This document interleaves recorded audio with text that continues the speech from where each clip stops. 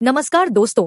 महाराष्ट्र की राजनीति से एक ऐसी खबर आई जिसने पूरे देश को स्तब्ध कर दिया। 28 जनवरी 2026 महाराष्ट्र के उप मुख्यमंत्री और एनसीपी के बड़े नेता अजित पवार का एक दर्दनाक विमान हादसे में निधन हो गया। 66 साल की उम्र में एक ऐसा नेता जिसने 4 दशक से ज्यादा समय तक राजनीति में अपना दबदबा बनाए रखा, अचानक इस दुनिया को अलविदा कह गया। तो आखिर कौन थे अजित पवार? कैसा रहा उनका 44 साल का राजनीतिक सफर? आइए जानते हैं पूरी कहानी। 28 जनवरी 2026 की सुबह अजित पवार मुंबई से बारामती जा रहे थे। वह एक चुनावी कार्यक्रम में हिस्सा लेने जा रहे थे, लेकिन लैंडिंग से ठीक पहले उनका चार्टर्ड विमान नियंत्रण खो बैठा और दुर्घटनाग्रस्त हो गया। इस हादसे में अजित पवार, उनका सुरक्षा अधिकारी, 2 पायलट, एक क्रू मेंबर, कुल 5 लोगों की मौत हो गई। प्रारंभिक रिपोर्टों के अनुसार विमान लैंडिंग के दौरान नियंत्रण से बाहर हुआ। कम दृश्यता और तकनीकी कारणों की जांच की जा रही है। यह हादसा पूरे देश के लिए एक बड़ा राजनीतिक झटका साबित हुआ। अजित पवार का जन्म 22 जुलाई 1959 को महाराष्ट्र में हुआ था।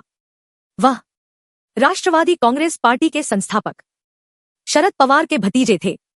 राजनीति उनके परिवार की परंपरा थी, लेकिन उन्होंने अपनी पहचान खुद की मेहनत और संगठन क्षमता से बनाई। अजित पवार का राजनीतिक सफर 1980 के दशक में शुरू हुआ। उन्होंने सबसे पहले कोऑपरेटिव सेक्टर में काम किया, फिर जिला स्तर की राजनीति में सक्रिय हुए। 1982 में उन्होंने बारामती क्षेत्र में स्थानीय निकाय चुनावों से राजनीति शुरू की। यहीं से उनकी पहचान बनी। एक ग्राउंड लेवल लीडर के रूप में 1991 में अजित पवार पहली बार लोकसभा सांसद बने। इसके बाद उन्होंने राज्य की राजनीति में कदम रखा। 1995 से वह बारामती से लगातार विधायक चुने जाते रहे। उनकी पहचान बनी तेज फैसले लेने वाले नेता, संगठन पर मजबूत पकड़, प्रशासनिक क्षमता। इसी वजह से उन्हें पार्टी और सरकार दोनों में अहम जिम्मेदारियां मिलती रही। महाराष्ट्र की राजनीति में अजित पवार को लोग प्यार से दादा कहते थे। उनकी छवि थी सख्त प्रशासक, तेज काम करने वाले मंत्री, सीधे फैसले लेने वाले नेता। उन्होंने सिंचाई मंत्री, ऊर्जा मंत्री, वित्त मंत्री जैसे अहम पद संभाले। उनका सबसे मजबूत गढ़ था बारामती, जहां उनका प्रभाव लगभग अटूट माना जाता था। अजित पवार का सफर सिर्फ सफलता से भरा नहीं था।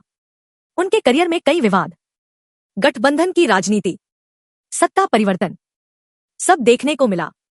2019 में उन्होंने अचानक बीजेपी के साथ मिलकर सरकार बनाने की कोशिश की। यह कदम महाराष्ट्र की राजनीति का सबसे बड़ा ट्विस्ट माना गया। हालांकि कुछ ही दिनों में सरकार गिर गई और वह फिर अपने पुराने खेमे में लौट आए। 2023 में उन्होंने एनसीपी में विभाजन कर एक अलग गुट बना लिया और फिर उप मुख्यमंत्री बने। यह कदम उनके राजनीतिक जीवन का सबसे बड़ा निर्णय माना गया। अपने जीवन के अंतिम वर्षों में अजित पवार महाराष्ट्र के उप मुख्यमंत्री थे। वह राज्य की वित्तीय नीतियों, विकास परियोजनाओं और प्रशासनिक फैसलों में अहम भूमिका निभा रहे थे। लेकिन 28 जनवरी 2026 की सुबह उनका राजनीतिक सफर अचानक समाप्त हो गया। हादसे के बाद देश भर के नेताओं ने श्रद्धांजलि दी। राज्य में शोक घोषित किया गया। अंतिम संस्कार राजकीय सम्मान के साथ हुआ। उनकी अस्थियां देश भर की यात्रा के बाद प्रयागराज संगम में विसर्जित की गई। 44 साल की राजनीति में अजित पवार ने सांसद, विधायक, मंत्री, उप मुख्यमंत्री हर भूमिका निभाई। अगर आपको यह वीडियो जानकारीपूर्ण लगा हो तो वीडियो को लाइक करें, चैनल को सब्सक्राइब करें